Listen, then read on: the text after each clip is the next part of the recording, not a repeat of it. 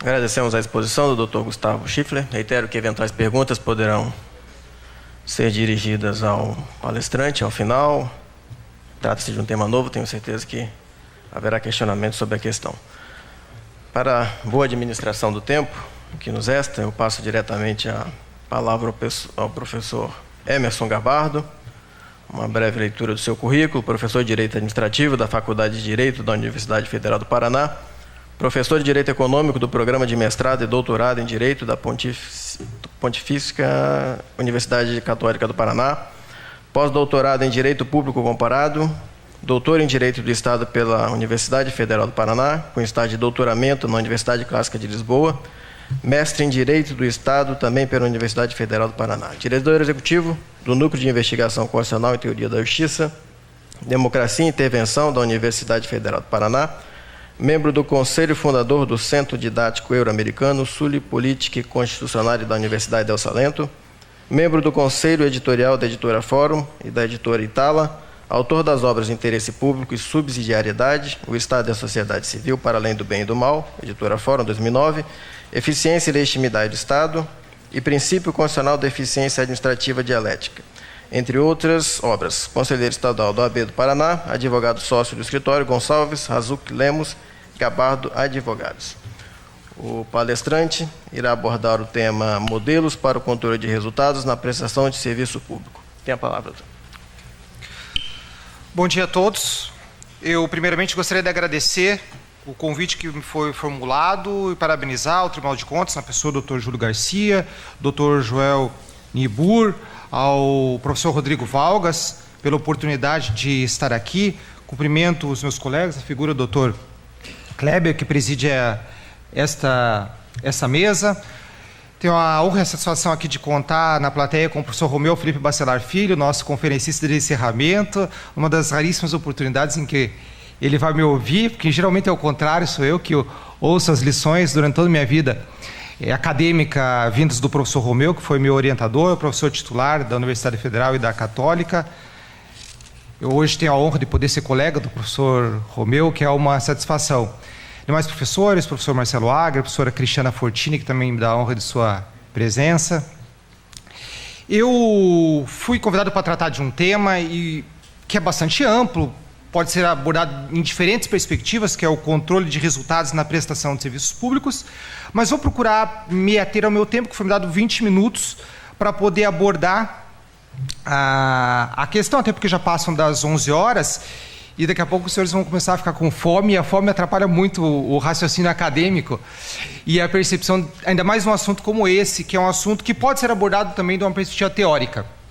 Eu vou procurar tentar fazer um diálogo entre a teorização a respeito do assunto e algumas possibilidades de sua aplicação prática, abordando o tema dos serviços públicos em um sentido amplo. Eu não vou me restringir, portanto, aos serviços públicos privativos do Estado ou mesmo os não privativos do Estado, como atividades econômicas que são, mas sim pensar no serviço público como algo que engloba a atividade administrativa como um todo. Até porque, me parece, a questão do controle de resultados é mais impactante, e essa ideia força a respeito do controle de resultados está sendo mais impactante em atividades que fazem parte do núcleo essencial do Estado, na medida em que eu sou um crítico do modelo. E aqui eu já vou fazer uma autodenúncia ideológica ou lógica, se preferirem, que é de que eu não tenho grande simpatia pelo controle de resultados. Ao contrário do discurso corrente a respeito dessa temática hoje em dia. E hoje em dia eu falo a partir da década de 90, digamos assim, mas é um discurso que ainda está muito presente, inclusive em atividades do Poder Judiciário e dos tribunais de contas. Um primeiro mito que talvez tenha que ser desfeito nessa seara é de que o modelo de resultados é um modelo tipicamente gerencial. Não é. Na realidade, o sistema personalista pré-burocrático, típico do Estado absolutista, já se preocupava com resultados. Era típico do rei delegar uma atividade, por exemplo, de coleta de tributos, de impostos, a um nobre e cobrar dele resultados nessa coleta de impostos, porque um percentual era dado para o nobre, mas o resto ficava com o rei. Então o rei, ele se preocupava. E aqueles nobres, há casos em que os nobres não conseguiam coletar impostos adequadamente, que o rei substituía. Porque era interessante o quê? O resultado. Aliás, para o rei pouco se importavam os procedimentos de coleta de impostos. O importante era que ele tivesse o valor que lhe era correspondente entregue devidamente. Claro, esse modelo personalista é substituído na segunda etapa da modernidade pelo sistema burocrático. E o sistema burocrático, ele também se preocupa com resultados, obviamente. Só que, para além de se preocupar com resultados, o modelo burocrático é um modelo que passa a prestigiar os procedimentos. Não é possível mais que nós aceitarmos o que se aceitava anteriormente, que fossem obtidos resultados através de qualquer meio. O modelo ideal burocrático, o modelo weberiano, que passou a se chamar de weberiano burocrático, é um modelo de controle com uma perspectiva racional, a partir de um sistema legal a priorístico, a partir de procedimentos que, ao serem realizados, legitimam o resultado obtido. Há uma preocupação de legitimação da situação governamental, com a atribuição prévia de competências, com a especialização de funções, com a qualificação profissional dos agentes que, enfim, são partícipes do processo de obtenção de resultados para o Estado. Mas é óbvio que não se abandona o resultado. Não se pode imaginar no modelo ideal burocrático que, ao seguirmos os procedimentos e não conseguimos conquistar resultado algum, que isso se legitime por si só. As ideias de precisão, disciplina, continuidade, calculabilidade, aperfeiçoamento, planejamento, publicidade, transparência, são típicas do modelo burocrático. O problema é que esse modelo burocrático não conseguiu se realizar na prática na forma como idealizado, ou na forma como a mentalidade de sua criação gostaria que fosse. Na prática política, na prática administrativa dos Estados modernos, e isso particularmente de forma intensa no Brasil, mas não só. Nós temos uma crise da burocracia em Estados europeus, de diferentes níveis, obviamente, mas ocorreu o que Raimundo Faoro passou a chamar de a formação de um estamento burocrático, ao nascimento do patrimonialismo. O patrimonialismo, ele nasce com a realização da burocracia, porque antes do patrimonialismo nós temos o personalismo, que é um modelo onde a subjetividade é aceitável, é natural, onde nós não precisamos ser imparciais, nós somos pessoais e é legítimo que seja, porque o poder deriva de Deus e vai para o rei e acaba se espraindo para todos os nobres. No modelo burocrático, nós sabemos a diferença entre o que é público e o que é privado, mas, apesar de saber disso, na prática, o privado toma conta do público. E daí nasce o que nós chamamos de patrimonialismo, com todos os ismos deles decorrentes. Fisiologismo, clientelismo, nepotismo e por aí vai. Com isso, é claro que o modelo burocrático acaba entrando num ritmo de desfazimento, de descrença. Na prática, ele não consegue se impor, porque ele é deturpado. E a deturpação predomina ao ponto de a própria palavra burocracia adotar um sentido inicialmente pejorativo, mas que passa a ser o seu sentido principal. Se eu falar, professora Cristiana Fortini, o que não é verdade, a professora é muito burocrática, ela certamente não acha que eu vou estar elogiando, mas deveria ser um elogio. Porque dizer que alguém é burocrático devia significar: é uma pessoa que se preocupa com a transparência, com a publicidade, com a impessoalidade, com uma análise racional da coisa pública. Mas não é assim que nós entendemos hoje. Burocracia virou algo a ser combatido. Daí é que surgem as estratégias que abandonam a ideia de foco nos procedimentos e passam a dizer: nós precisamos de resultados, nós precisamos que a coisa aconteça. E a burocracia impede que a coisa aconteça, justamente por conta dessa crise de realização prática, de autonomização do sistema e afastamento de suas finalidades, de exacerbação do formalismo. Essa exacerbação do formalismo, entretanto, que muitas vezes não decorre exatamente do sistema burocrático administrativo, mas decorre do modelo de Estado, que no século XX acabou presenciando, acabou sendo realizado muitas vezes de forma autoritária. O século XX é um século de grandes casos de implantação de sistemas arbitrários, totalitários, ditatoriais. No Brasil, o Brasil é exemplo disso. A burocracia instalada da década de 30 à década de 80, quando nós temos aí vários períodos ditatoriais. O último deles com o golpe de 64. Mas como se estabelecer um sistema imparcial, público, transparente, do ponto de vista administrativo, se o modelo político adotado é uma ditadura? E é impossível dissociar o modelo de Estado, o modelo político de Estado, do modelo administrativo de Estado. Mas o fato é que na década de 90, a crítica justamente a esse estabelecimento de um estamento. E aí vem o gerencialismo, com vários modelos que eu não vou ter tempo aqui de descrever para vocês, mas para aqueles que quiserem estudar a matéria, nós temos dois modelos fundamentais. O da public choice, que tem uma perspectiva mais individualista, a ideia de concorrência no setor público, uma ideia neotaylorista de produtividade, vamos colocar os agentes públicos para competir, dar incentivos para ver quem consegue ter o melhor desempenho e premiar o desempenho ou penalizar o mau desempenho.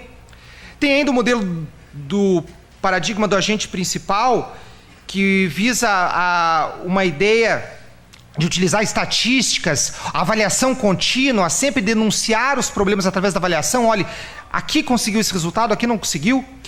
E claro, o gerencialismo à moda brasileira, que é o gerencialismo trazido pelo Bresser Pereira, que juntou esses dois modelos e outros mais num grande modelo que foi o modelo do Plano Diretor de Reforma do Aparelho de Estado de 1995.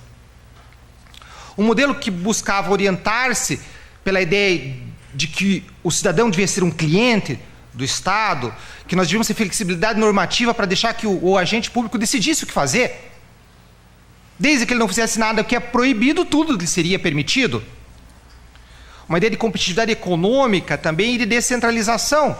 Haja vista a ideia, e que é verdade no Brasil, que nós temos uma perspectiva muito centralizada. O Brasil, convenhamos, eu tenho repetido isso em todas as minhas palestras, mas não consigo deixar de dizer isso. É uma falsa federação. É uma federação retórica. Nós temos um país unitário, descentralizado em algumas coisas. Então, a ideia de gerenciar dizia, vamos tentar mudar de perspectiva, adotar estruturas administrativas mais horizontais, não tão hierarquizadas, porque a hierarquia acaba prejudicando a obtenção de resultados. Vamos utilizar meios privados na administração pública, utilizar programas, por exemplo, de qualidade total na administração pública, ISO 9000. Várias estratégias são utilizadas do discurso gerencial para obter essa eficiência a partir do resultado e não exatamente dos procedimentos, liberando-se dos procedimentos. Claro, estratégias que passam pela ideia de consensualidade, de convencimento. Olha, eu tenho que convencer os servidores, os agentes públicos, que eles têm que agir dessa forma. Não basta impor regras, é preciso que eles agreguem, é preciso que eles sejam encorajados a agir de determinadas formas. Daí a estrutura premial na administração pública, rompendo com o modelo weberiano. Max Weber não aceitava nem mesmo os cargos em comissão. Concurso público é um método de ingresso na administração e o pagamento por salário fixo. Vem as ideias de que não pode ser assim. Uma pessoa que trabalha mais e consegue melhores resultados tem que ganhar mais. Um servidor que trabalha menos e consegue menos resultados tem que ganhar menos. Não pode ter salário fixo. Temos que focar nos resultados, dando autonomia para as pessoas. O problema é que essa estratégia do discurso gerencial por resultados, ela é muito retórica. Ela, na realidade, ela não tem demonstrado, e não só no Brasil isso acontece, não tem demonstrado realmente no global, no plano estrutural, resultados satisfatórios de forma a realmente conseguir obter ou atingir os objetivos que são estabelecidos com a mudança de paradigma. Há uma forte contradição entre o que se diz e o que se faz do ponto de vista da implantação do modelo gerencial. Há promoção de esquemas simplistas com precariedade de análise a longo prazo, buscam-se muitas vezes resultados a curto prazo e não a longo prazo. Há uma sobreposição da ação, do que acontece sobre o conhecimento a respeito, porque não se dá tempo para se alcançar os resultados. Há uma clara maior preocupação com a quantidade do que com a qualidade. Há o desinteresse pelas peculiaridades locais, então se adotam grandes modelos, por exemplo, criados para a União e feitos geralmente no governo federal, e que não vão se adequar aos estados e muito menos à variedade absurda de municípios que nós temos. Há uma pouca ação após as avaliações realizadas. Então, uma coisa de avaliações enormes hoje em dia, a gente tem na educação, na saúde e tal. E o que se faz com essas avaliações para mudar a realidade? Pouca coisa. Pouco se usa das avaliações para mudar a realidade. Além do que, não se leva em consideração que muitas vezes é possível mentir com estatísticas, sem que as estatísticas sejam falsas, dependendo como eu abordo os critérios e as variáveis consideradas, eu vou conseguir demonstrar uma determinada realidade, que muitas vezes é a realidade que me convém, ignorando muitas vezes que há uma clara incompatibilidade de princípios, por exemplo, entre a administração privada e a administração pública, que não podem ser desconsiderados pela simples adoção de um modelo de resultados. A administração privada, ela tem autonomia, ao contrário da administração pública, cuja regra é heteronomia. Ela tem uma capacidade universal, a administração privada. Os agentes privados podem lidar com as suas competências internas de forma livre, desde que não cometam apenas ilegalidades. A administração pública, ela lida com atribuição legal específica, capacidade específica. Cada agente tem sua competência previamente determinada por lei.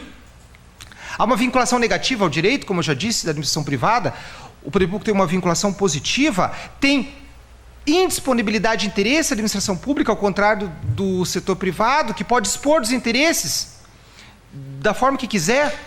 E, finalmente, os agentes privados lidam com uma igualdade de partes que não existe na administração pública. Por mais que a gente queira, e não me parece que isso é ruim, reduzir a desigualdade, muitas vezes exagerada, entre a administração pública e os particulares, ela jamais será igual.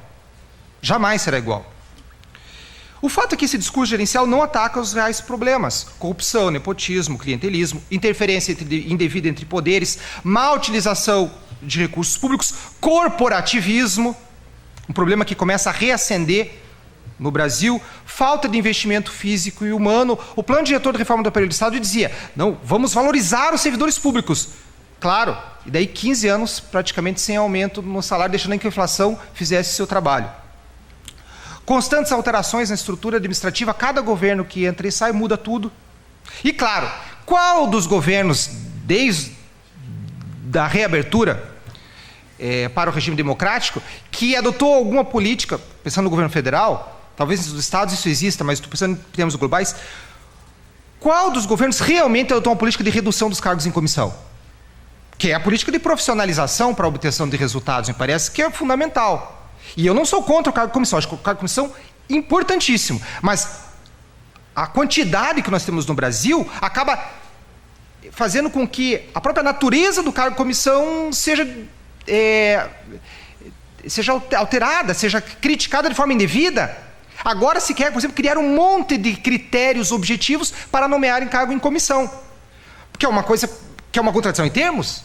O cargo de comissão existe pelo único motivo que não é o caso, não deveria ser o caso de um cargo criado a partir do regime de mérito objetivo impessoal. A ideia de confiança, essa ideia de confiança é uma ideia subjetiva. Então eu recebo dos eleitores um poder, porque os eleitores me elegem de forma subjetiva, e transfiro parte do meu poder para alguém que eu confio. O critério é subjetivo. Mas como obviamente que é impossível a presidenta da República confiar em 20 mil pessoas, certo? Então agora começa a criar, não, para você nomear em cargo de comissão tem que preencher isso. Começa esse discurso agora, e ter um monte de critério objetivo, invertendo todo o processo e, portanto, se despreocupando com o resultado, a não ser a partir de uma perspectiva teórica. O fato é que não dá para substituir a legalidade, os procedimentos, por uma ideia de resultados. Os procedimentos são fundamentais para a administração pública. E me parece que é uma mentira dizer que a burocracia ignora os procedimentos. O problema é o estamento burocrático. E não adianta substituir um estamento burocrático por um estamento gerencial. Não vai resolver o problema a adoção. E a prova disso são os exemplos que nós temos da utilização dos modelos de resultados por aí. Nós temos um problema, por exemplo, dessa análise pragmatista ou utilitarista na questão da fiscalização pública. Houve um caso de um aluno meu que falou que foi adotado um modelo gerencial de resultados. Então eles tinham que fiscalizar tantas empresas no mês para receber um determinado bônus no final do mês. E o que eles faziam? Só fiscalizavam microempresa, porque se fiscalizasse empresa grande demorava muito, eles reduziam o bônus. Aí só começaram a fiscalizar a pequena empresa aos montes. Isso é algo eticamente aceitável? Me parece que não. Ou ainda as metas para decisão judicial. Vamos julgar, fazer mutirão agora para julgação de improbidade administrativa. E a qualidade das decisões judiciais, como é que fica? É desimportante? Nós temos aqui um problema político fundamental nessa busca de resultados a qualquer preço para cumprir metas. E mais, no estado do Paraná já estão fazendo alguns estudos que, nesses grandes mutirões, por exemplo, para resolver o problema da ação de improbidade, o que acontece? Aumentam as condenações. Porque, claro, na dúvida, não podendo ler direito o processo, eu condeno, depois deixo que ele recorra. Porque esse é o momento atual, o momento de moralização da coisa pública. O pior é quando eu vejo na imprensa dizendo estatísticas do CNJ assim: condena-se apenas tanto, de coisas que eu estatística, o estado do Paraná condena-se tanto, no estado de São Paulo condena-se mais. Então o estado de São Paulo é mais eficiente, porque o estado do Paraná condena pouco. Como é que é possível analisar resultado a partir dessa perspectiva? Há uma simplificação muito forte, o que gera um problema social também, de conflito entre interesse público e direitos fundamentais. Ontem eu vi aqui o debate a respeito do bloqueio de bens, no caso das ações de improbidade. Essa visão de se afirmar em dubio pro societate é uma visão utilitarista. Eu preciso resguardar o patrimônio público. Então, eu não me preocupo com direitos fundamentais. Eu rasgo a Constituição, porque a Constituição não tem esse princípio do pro societate no caso de medidas cautelares. É claro que medida cautelar precisa de pressupostos excepcionais para sua implantação. E bloqueio de bens não é antecipação de tutela, é medida cautelar, cujos fundamentos são diversos fundamentos para se entrar com uma ação de improbidade. Quando você diz, não, nós temos que prestigiar o interesse público, o que é uma deturpação total do princípio da supremacia do interesse público. Eu escrevi um livro sobre isso e defendo o princípio, só que é difícil defender a supremacia do interesse público quando eu tenho discurso dessa natureza, em que se afirma que os direitos fundamentais garantidos pela Constituição, que o devido processo legal garantido pela Constituição, pode ser flexibilizado por conta desse etéreo, abstrato interesse público, ou pior ainda. E eu vi isso, eu não posso deixar de fazer a crítica aqui ontem no painel, porque esse é o anseio da sociedade, o clamor público. Gente, eu morro de medo de clamor público, porque a gente vê as deturpações e tem visto as deturpações às quais o clamor público pode levar. Por isso, senhores, data vez, eu não sei o que os organizadores do Congresso pretendiam quando me chamaram, mas eu, sem dúvida nenhuma, sou um forte crítico ao modelo de controle de resultados. Muito obrigado.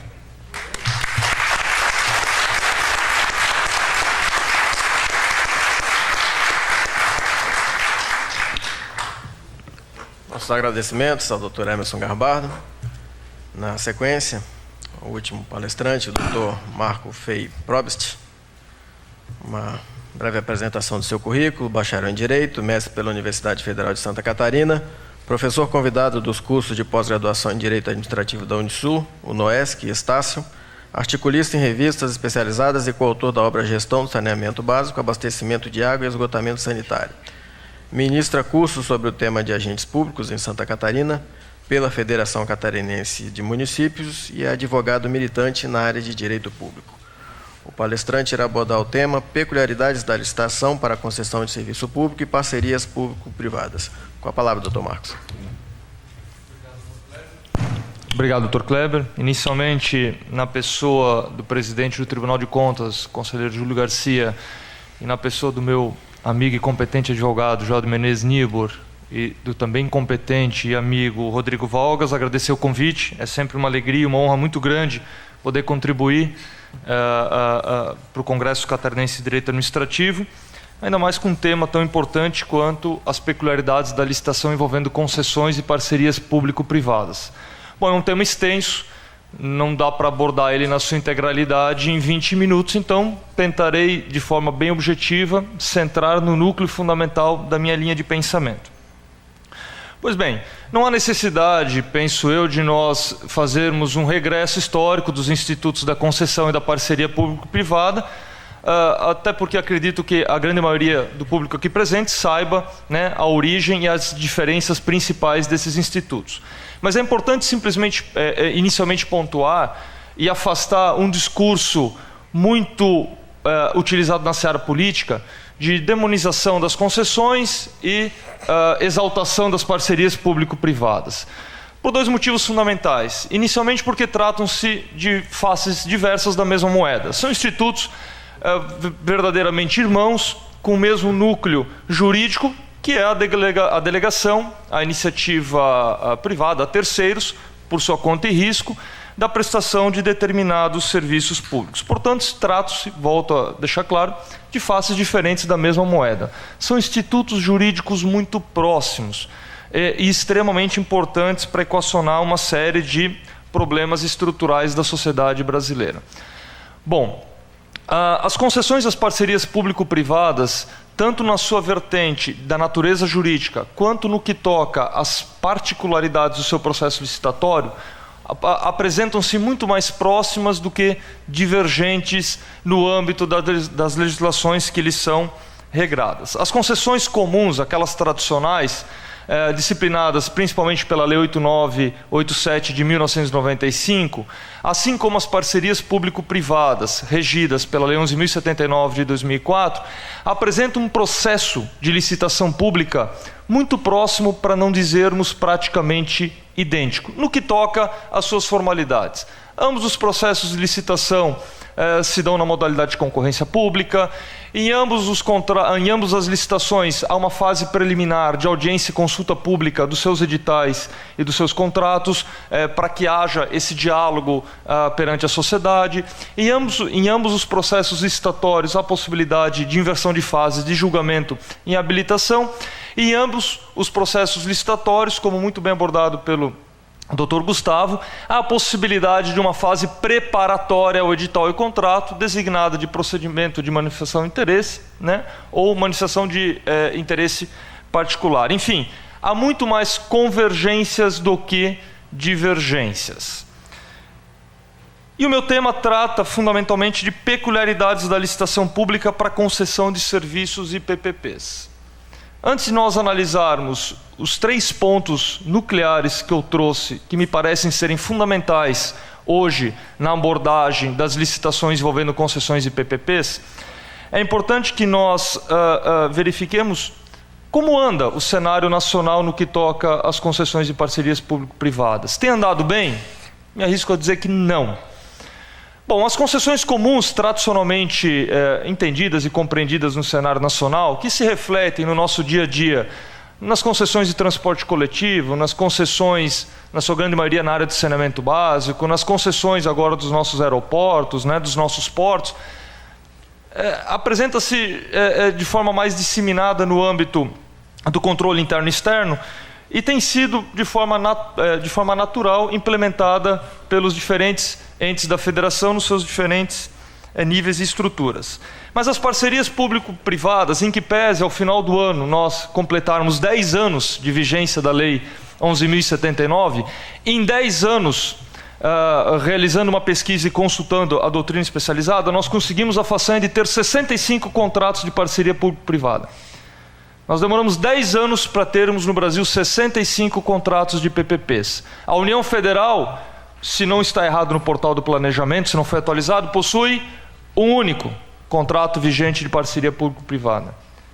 Tirando experiências exitosas do estado de São Paulo e do estado de Minas Gerais, principalmente, me arriscaria a dizer que as PPPs são um grande fracasso até o presente momento no cenário brasileiro. Eu acho que a pergunta que tem que ser feita aqui é o porquê desse fracasso, professor Romeu.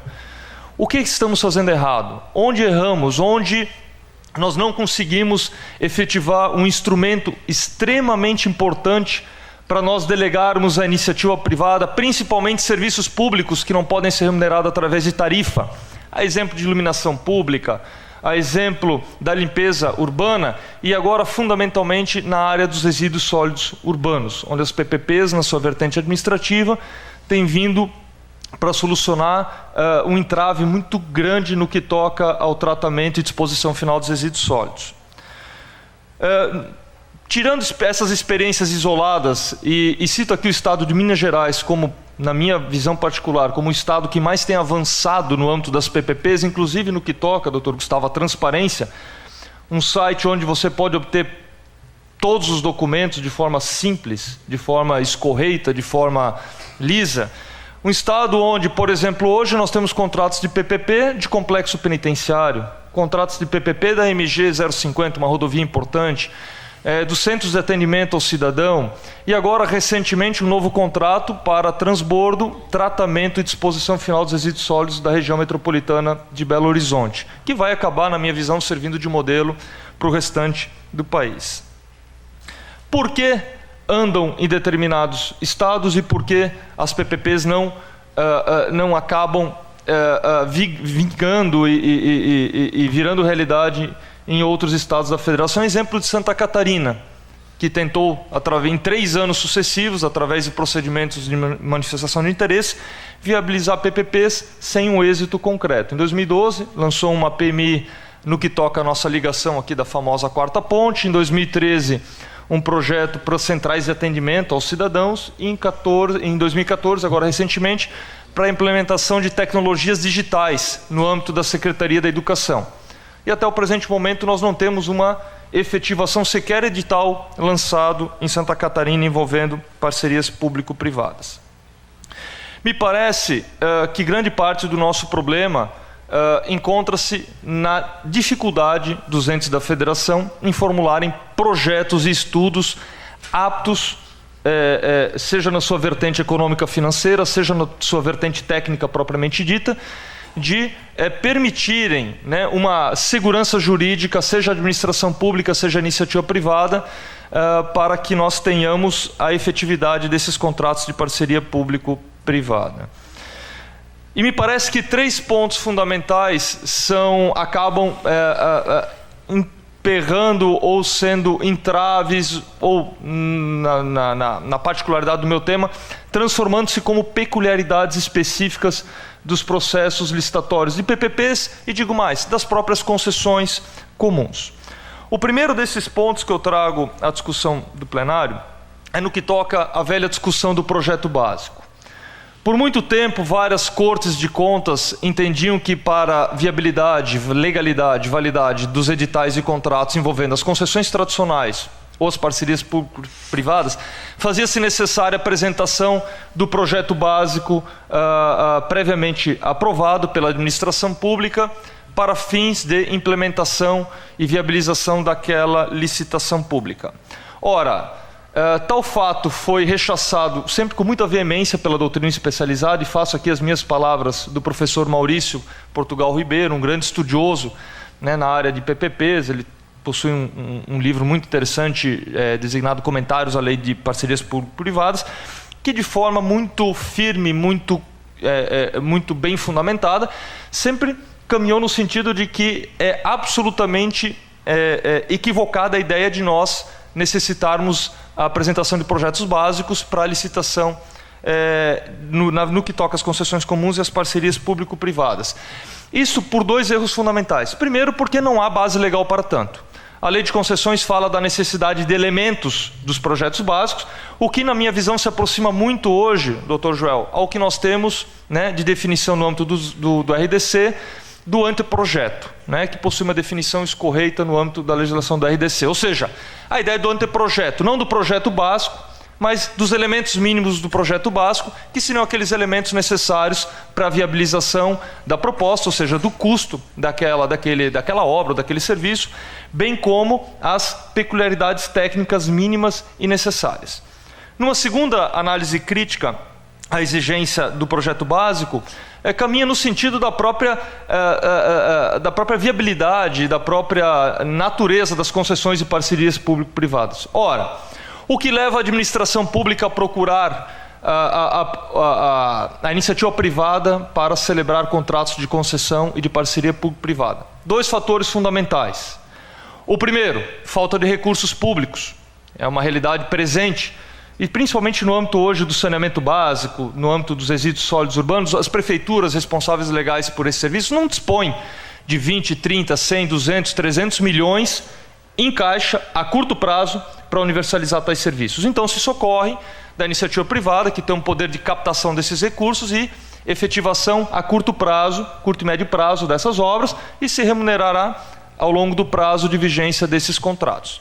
E na segunda vertente, a ideia da eficiência, ou seja, a busca na iniciativa privada daquilo que o poder público carece tanto, e que me parece que foi muito bem disposto aqui na palestra do Dr. Emerson, que é a eficiência. A administração pública, em regra, não é eficiente. Em regra, a administração pública, em todas as suas esferas de governo, ela não é eficiente, no sentido estrito e correto da expressão. E a administração pública, em regra, o Poder Executivo, vale-se, então, muitas vezes, das concessões de parcerias público-privadas, na busca não somente dessa carência de recursos, mas também na busca dessa dita eficiência, que estaria de forma mais clara no âmbito da iniciativa privada. Portanto, a ideia do projeto básico, e acredito que o nosso próprio Tribunal de Contas tem evoluído muito nesse sentido, Dr. Kleber, a afastar no âmbito das concessões. As PPPs nós não temos caso concreto em Santa Catarina, então nós não sabemos a posição efetiva do Pleno do Tribunal de Contas, mas me parece que no âmbito das concessões o nosso Tribunal de Contas avançou bem ao compreender a não necessidade do projeto básico e sim dos elementos mínimos do projeto básico, que se traduz num excelente e bom termo de referência que traduz, de fato, como serão prestados esses serviços e os elementos das obras necessárias que serão precedidas a essa prestação dos serviços públicos. O segundo tema que eu trago à discussão com o plenário diz respeito às licenças ambientais. Ainda vivemos uma crise de interpretação no âmbito das licitações de concessões e PPPs no que toca às licenças ambientais. Ora exige-se as licenças prévias como condição de validade dos editais e contratos, ora se proíbe o compartilhamento de riscos na obtenção dessas licenças ambientais. Me parece que, de novo, os órgãos de controle interno e externo caminham mal ao fazer uma interpretação equivocada da Lei 8987, que rege as concessões comuns, e da Lei 11.079, que rege as parcerias público-privadas. Primeiro, porque não há disposição alguma nesses dois diplomas legais, exigindo licenças prévias para o lançamento de edital e obras públicas. Ademais, a Lei 11.079, avançando nessa temática, dá a ideia de diretrizes do licenciamento ambiental, ou seja, de que os estudos constantes do edital, dos seus anexos, devem trazer as diretrizes do licenciamento ambiental. Claro, pensemos aqui numa licitação envolvendo a concessão de serviços públicos de esgotamento sanitário, onde no ano 12 de vigência do contrato, há necessidade do meu concessionário implementar uma nova estação de tratamento de esgoto. É claro que eu preciso, nos estudos preparatórios e que fundamentarão esse edital, que eu trabalhe as diretrizes mínimas ambientais de viabilidade desse projeto. Ora, eu lançar um edital de licitação prevendo uma estação de tratamento de esgoto incrustida dentro de uma área de preservação permanente, me parece que realmente os órgãos de controle têm que barrar esse projeto. Olha, não há viabilidade técnica, há um erro. Mas nós não podemos, no outro contraponto, exigir como condição de validade desses editais e desses contratos a propriamente dita a expedição da licença ambiental prévia. Sob pena de novamente incorrermos num problema de legalidade, ou seja, não há base legal para esse tipo de interpretação, e de novo querermos antecipar uma fase que se dará ao longo da execução do contrato, inclusive se utilizando da experiência e maior agilidade, tudo em termos de regra, no que toca ao meu concessionário, ao meu parceiro público, ao meu parceiro privado contratado no âmbito da PPP. Atrelada à ideia das licenças ambientais, eu trago um terceiro ponto que me parece que é o ponto central e que tem sido muito pouco debatido pela doutrina especializada e pelas cortes de contas, que diz respeito à alocação da matriz de risco. Penso que a matriz de risco é o núcleo central de qualquer contrato de concessão de parceria público-privada. A definição e a clareza dos riscos inerentes ao poder público e ao meu concessionário no âmbito da Lei 8987 ou do meu parceiro privado no âmbito da Lei 11.079 é fundamental para o êxito e para o sucesso de qualquer contrato de concessão ou de PPP. Eu preciso ter muito claro, desde o lançamento do edital, quais são os riscos da iniciativa privada. Trago aqui alguns exemplos. um contrato de concessão de transporte público coletivo. Eu preciso saber, de fato, de quem é o risco pelos prejuízos causados por uma greve dos cobradores e motoristas. Eu não posso deixar isto a cargo dos conceitos jurídicos indeterminados, caso fortuito, força maior, discussões como, por exemplo, mas a greve foi imprevisível, a greve ocorre todo ano com data marcada, como é o caso de Santa Catarina, especificamente de Florianópolis. Nós temos um calendário, Dr. Emerson, de greve no transporte coletivo em Florianópolis, né? E é um calendário realmente apostólico, católico, romano, funciona muito bem esse calendário. Mas nós precisamos saber de quem é esse risco. Um contrato de iluminação pública, de quem é o risco no caso de um vandalismo de quebra de uma lâmpada, dessas de LED, né, como é a PPP, hoje encabeçada pelo município de São Paulo. De quem é o risco? É caso fortuito? É um risco inerente ao meu parceiro privado? No âmbito de um contrato de abastecimento de água, queda da demanda de abastecimento de água, de quem que é esse risco?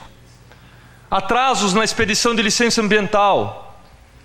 Enfim, a matriz de risco me parece que é um elemento central para o sucesso das concessões e das parcerias público-privadas. E me arrisco a dizer que tem sido pouco analisada com afinco, seja no âmbito da administração pública responsável pela elaboração dos editais, seja pelos órgãos de controle externo. Nós precisamos evoluir no que toca à matriz de risco. Nós precisamos trazer segurança jurídica. A alocação de matriz de risco diz respeito à segurança jurídica, e segurança jurídica diz respeito a menor custo do capital privado. Todos nós, a fazermos investimentos da menor ou da maior monta, analisamos riscos, e a iniciativa privada também o faz, de forma muito bem pensada. Portanto, a matriz de riscos, Dr. Kleber, me parece que é um dos elementos centrais hoje do sucesso das concessões e das parcerias público-privadas. A ausência da alocação de uma matriz de risco bem definida me faz com que, em poucos anos de contrato de concessão ou de parceria público-privada, as demandas, os pedidos de reequilíbrio econômico-financeiro, ou seja, a insegurança jurídica e o entrave entre concedente e concessionário ou parceiro privado tendem a se aflorar de forma muito forte, o que é prejudicial ao interesse da coletividade. Me arrisco, Dr. Emerson, e partindo para as minhas conclusões finais, me arrisco a discordar um pouco da visão, da concepção traçada pelo doutor no que toca à administração de resultados. Me parece que quando nós analisamos as licitações no âmbito das concessões e das PPPs, tem vigorado aqui aquela administração pública de meios. O controle dos meios. Nós estamos preocupados de forma demasiada em quem é contratado e como é contratado. E o resultado disso são as execuções ineficientes de muitos dos contratos que estão na rua. Eu sou um defensor da administração pública por resultados, não aquela do CNJ, Dr. Emerson, a qual eu concordo na plenitude com Vossa Excelência. Resultados através de metas são resultados muitas vezes manipulados, onde a qualidade do serviço público não está no centro da discussão, e sim a mera produtividade pela produtividade. Acredito que o controle externo dos editais de licitação no âmbito da Lei 8.987 e da Lei 11.079 precisa ser analisado com foco, com maior foco no que toca aos resultados daquela concessão e daquela PPP. Hoje, volto a deixar claro, há uma centralidade, há uma preocupação muito grande nos meios como a administração pública tem implementado tais contratos administrativos, que evidentemente é uma matéria de suma importância. Ninguém aqui está a flexibilizar princípios como a da isonomia, da moralidade, da publicidade, da transparência, da impessoalidade. É claro que a burocracia, no sentido bom da expressão, ou seja, os meios, os procedimentos, as regras, devem ser observadas. Mas a administração pública tem que olhar além dos meios. A administração pública deve olhar para o resultado. Coaduno muito com a linha de pensamento do professor Carlos Ari Sundfeld, na sua magnífica obra Administração Pública para Céticos, o Direito Administrativo para Céticos, onde faz uma forte crítica hoje à ideia de ao uso escorreito e irresponsável dos princípios. Para tudo, hoje, o judiciário se utiliza de princípios, né? O senhor estava comentando, doutor Emerson, fazendo um parêntese, da discussão ontem envolvendo o bloqueio de bens. O bloqueio de bens é o primeiro dos males. Nós temos hoje em Santa Catarina ações civis públicas que proíbem liminarmente, antes de defesa prévia, a empresa privada a contratar com qualquer poder público. Liminares dadas em primeiro grau e confirmadas em sede do Tribunal de Justiça. Já imaginou nós fazermos isso com qualquer dessas grandes empreiteiras do país que vivem com seus problemas, mas vivem fundamentalmente de contratar com o poder público? Há um problema no nosso modo de analisar a administração pública. Me parece que o foco está muito ainda centralizado na administração pública dos meios e não das suas finalidades, dos seus resultados. Nesse sentido, me parece, e faço as vênias aqui, as lições externadas pelo professor Juarez Freitas, num estudo muito interessante chamado de Parcerias Público-Privadas e Segurança Regulatória, extremamente bem posto, né, como é costume do professor Juarez Freitas, onde ele aborda que o sucesso das concessões e das parcerias público-privadas no Brasil passa pelo fortalecimento das agências reguladoras. Nós não iremos conseguir viabilizar os nossos contratos de concessão e de parceria público-privada, não a viabilização do contrato, mas a sua execução célere, transparente, eficiente, dentro do cumprimento das metas para as quais foram contratadas, dentro de uma tarifa módica, transparente, aberta, com controle interno e externo. Nós não vamos conseguir avançar se nós não focarmos na ideia da regulação dos serviços. Me parece que o direito regulatório, as agências reguladoras, elas concebidas não como órgãos de governo, mas como órgãos de Estado, nós não conseguiremos avançar nessa seara se nós não partirmos pelo fortalecimento das agências reguladoras. Os contratos de concessão de parceria público-privada são contratos de longo prazo. São filmes, não são fotografias, tais quais os contratos da Lei 8666. Os contratos de concessão precisam ser analisados e acompanhados tal qual um filho pequeno, diariamente, de forma rotineira. E essa missão me parece ser mais apropriada ao escopo da regulação desses serviços, no que toca às figuras que a gente conhece como as agências reguladoras. Me parece, doutor Romeu, estou curioso para escutá-lo na tarde de hoje, me parece que as agências reguladoras é o ponto basilar de nós viabilizarmos a longo prazo os nossos contratos de concessão e parceria público-privada. Isto porque a missão das agências reguladoras não proteger tão somente o interesse da administração pública, aquele interesse público secundário, o da máquina estatal. Nem tão somente proteger o interesse do equilíbrio econômico-financeiro. É missão das agências reguladoras proteger dois interesses fundamentais e que acabam se resumindo no interesse da sociedade. O primeiro, da manutenção da harmonia daquela prestação do serviço público.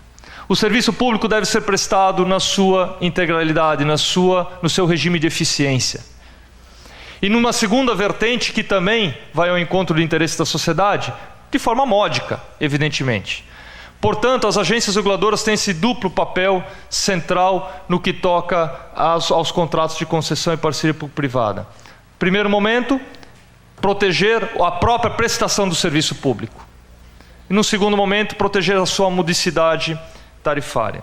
Com essas conclusões, Dr. Kleber, encerro a minha participação, me coloco à disposição para o debate, que acredito que é um tema rico e que gerará perguntas e discussões em torno da matéria. Muito obrigado.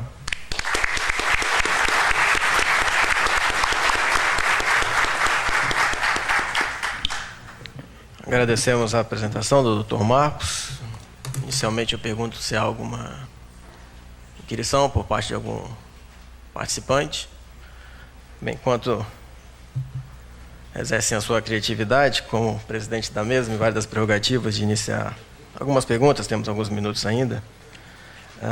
Inicialmente ao Dr. Gustavo, que cita procedimento de manifestação de interesse, que realmente é algo novo, pelo menos de aplicação prática. E me vem à memória pela lei de licitações, o concurso, que também é válido para a contratação de serviços técnicos especializados, para objetivos muito semelhantes.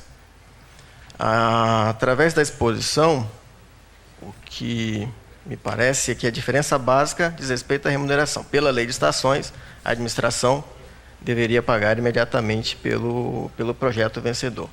E pelo procedimento de manifestação de interesse, isso poderia ser por conta do futuro vencedor do edital de licitação.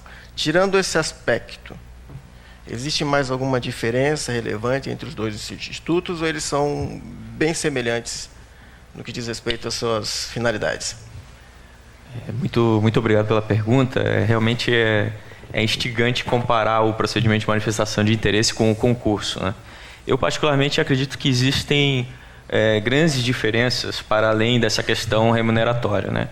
Essa questão remuneratória de fato é uma vantagem do PMI, o fato de que a administração pública não precisa despender de recursos para custear os projetos que deram origem ao edital licitatório, mas para além disso, o procedimento de manifestação de interesse ele tem um caráter de muito maior consensualidade do que o concurso. Na licitação na modalidade de concurso, a administração pública ela lança um edital e durante um período os interessados vão elaborar o projeto e apresentar à administração e a partir de uma comissão de julgamento eles vão selecionar um desses projetos e remunerar, né, num caráter de contraprestação, esse projeto que foi recebido. No procedimento de manifestação de interesse, esse período de vacância competitiva, né, que no concurso é um período em que a administração pública não dialoga com os potenciais interessados naquela licitação, no procedimento de manifestação de interesse, esse período ele é acompanhado de uma série de diálogos, né? Então, é comum que o procedimento de manifestação de interesse, a administração diz o que ela espera receber e durante o prazo, né, que pode ser variado de acordo com a complexidade do projeto, a administração pública ela faz reuniões com os participantes daquele PMI para receber os inputs, né, receber eventualmente até alguma parcela já desse projeto e ir adequando esse projeto para que realmente seja concluído num edital licitatório mais aproximado do que ela espera. No concurso, não. No concurso, a administração pública simplesmente, ao final da licitação, vai receber uma série de estudos e projetos. Esses estudos e projetos vão ser produzidos sem qualquer tipo de diálogo, né? E isso acaba resultando, pelo menos sob o ponto de vista teórico, em projetos menos conformes ao que interessa a administração pública. Muito obrigado. Professor Romeu, tem uma pergunta?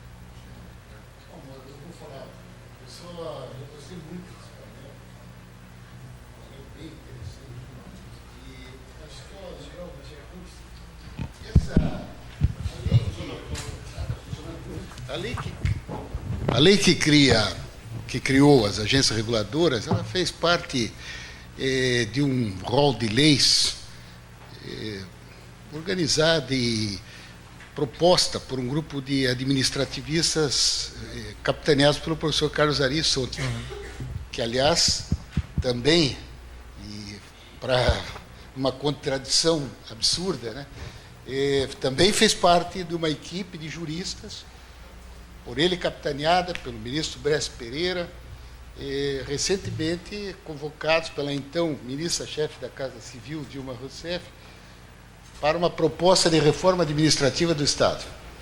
Ou seja, nós, os membros do Instituto Brasileiro, que havíamos lutado contra as ideias do Bress Pereira, no governo Fernando Henrique, de implantar uma administração gerencial, de repente nós vimos, para estupefação nossa, um governo de esquerda convocar todos os liberais do país para a reforma administrativa. Isso não foi divulgado durante a campanha. Temos uma oposição absolutamente ineficiente no Brasil e, de qualquer sorte, eu estou dizendo tudo isso porque eu acho um absurdo essa lei que criou as agências reguladoras, porque agências reguladoras no Brasil são uma farsa. O senhor não acredite nelas. Elas não existem. Eu não sei se, talvez por força de expressão, o senhor as chamou de órgão. Porque órgão elas são. Porque não, tem a natureza jurídica de autarquia, mas não tem autonomia alguma. Não tem nenhuma autodeterminação. São vinculadas, recebem ordens do poder central. Não raras vezes, ou são capturadas pelo poder concedente ou pelas concessionárias. Não tem poder regulatório, tem poder de regulamentação.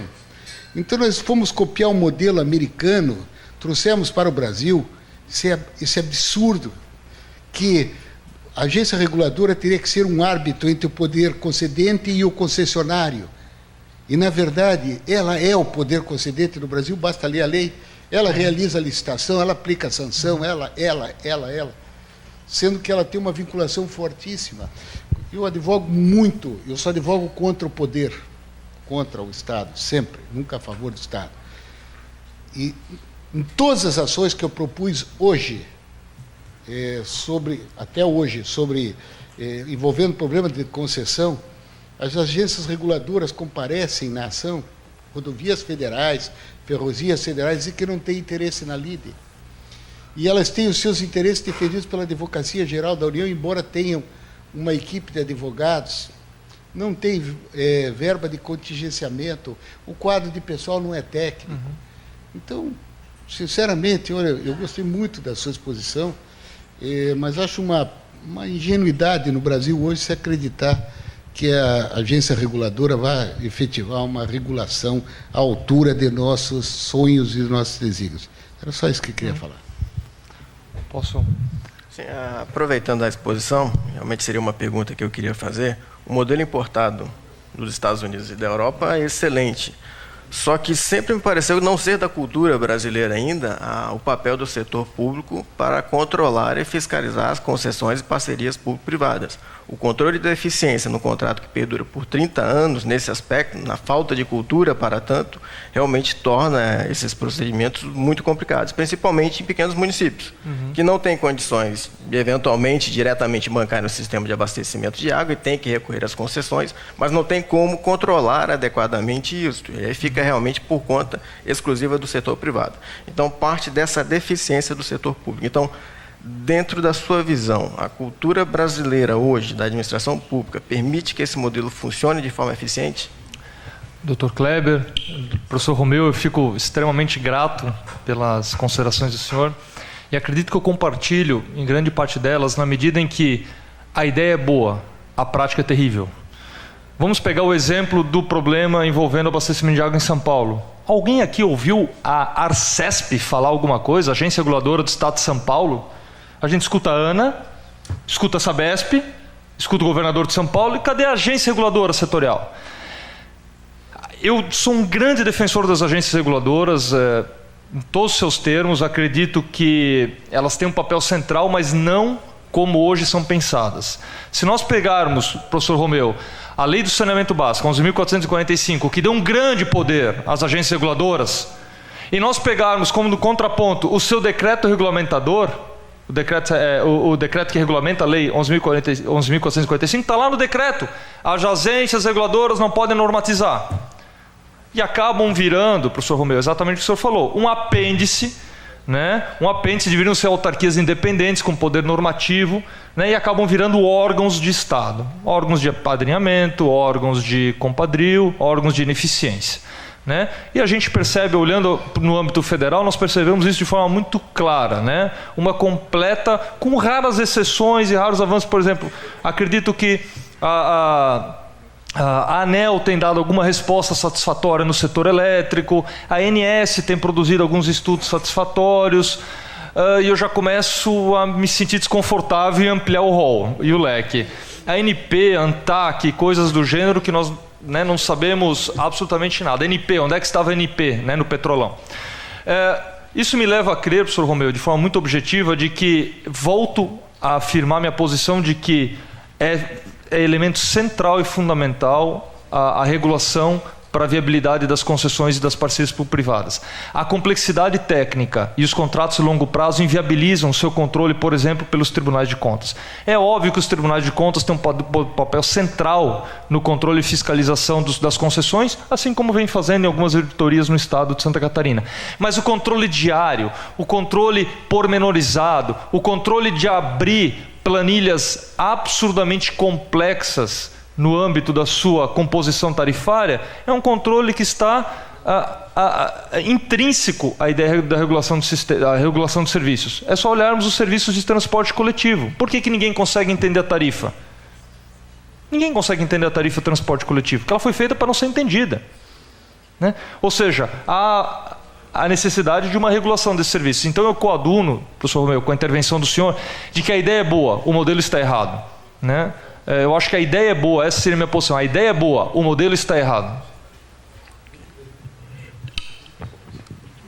Finalmente eu vou formular mais uma pergunta.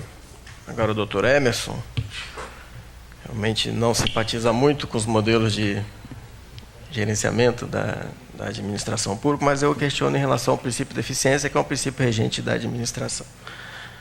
É necessário para aferir isso que haja um parâmetro de referência. Então, o senhor não imagina algum modelo que, de repente, poderia nos servir como norte para verificar uma atuação eficiente, não um controle matemático, estatístico, frio, mas um controle também havendo um aspecto qualitativo? Existe algum modelo que talvez com o qual o senhor simpatizasse um pouco mais? Claro. O melhor modelo que foi inventado chama-se modelo burocrático. Esse é o modelo que tem que ser implantado. Um modelo de precisão, continuidade, de planejamento, de impessoalidade. O problema do Brasil não é o modelo, é a prática. Essa que é a questão. Não adianta substituir um estamento burocrático por um estamento gerencial. Na realidade, obviamente que a burocracia não pode se desconsiderar resultados. Seria assim, é uma ingenuidade imaginar que algum defensor do modelo burocrático imagina, olha, cumprindo os meios que se danem os resultados. Isso não existe. O fato é que para a administração pública os meios são fundamentais, porque a administração pública tem disponibilidade de interesses. Então, na realidade, tem que criar meios que produzam resultados. Inclusive, quando não cria e quando não age de forma tal a cumprir com os meios que atendem os resultados, isso é desvio de finalidade. Na realidade, isso aí é um vício do ato. Se não obtém o resultado, alguma coisa está errada, né? E o exemplo foi a própria sua palestra, doutor. O doutor falou, olha, nós precisamos no contrato, no edital, já estabelecer como será o compartimento de riscos. Isso é meio. Não adianta depois querer ver o resultado se eu não tenho adequado compartimento de riscos estabelecido ali, no procedimento de realização do edital. Então, o problema do Brasil não é o modelo. E não adianta ficar substituindo discursos, porque é isso que em geral se faz no Brasil, porque isso não vai resolver o problema, que é um problema prático, é um problema cultural, é um problema procedimental. Na minha ótica, do ponto de vista do modelo, é o melhor burocrático. Eu tenho que me preocupar com os meios, e me preocupando com os meios, eu me legitimo a verificar adequados resultados. Esse é o melhor modelo. Se preocupar demais com resultados, esquecendo que nós temos um problema estruturante do ponto de vista de meios no Brasil, não resolve o problema. E a prática é isso que está acontecendo. Minha crítica nem é ao discurso gerencial em si, até porque ele funcionou na Austrália, funcionou na Nova Zelândia. O problema é que a gente não é a Austrália nem é a Nova Zelândia. Então, o que acontece? A gente, na prática, esse modelo de resultados vem a repetir com os mesmos vícios do que acontecia no modelo burocrático, que é transformar o adequado modelo burocrático num estamento. É isso que tem acontecido no Brasil. E, ainda mais, utilizando um discurso retórico de legitimação, que, na realidade, somente vem para justificar simbolicamente uma realidade que não condiz com a simbologia utilizada. Então, o que eu clamo não sou nem contra o gerencialismo, mas acho que em termos de modelo o melhor é o burocrático, em termos de teoria. E na prática, o problema é realizar isso. Parece que o foco tinha que ser isso. A gente começar a tentar implantar a burocracia no Brasil. Se o foco fosse esse, eu acho que a gente poderia obter melhores resultados. Não havendo mais nenhuma pergunta, eu agradeço novamente a presença dos conferencistas, a organização do evento. Mais uma vez agradeço pelo convite. Então, nós vamos encerrar esse painel. Agradeço a presença de todos. Só peço aos conferencistas que permaneçam na mesa para a entrega do certificado e de uma lembrança. Obrigado a todos.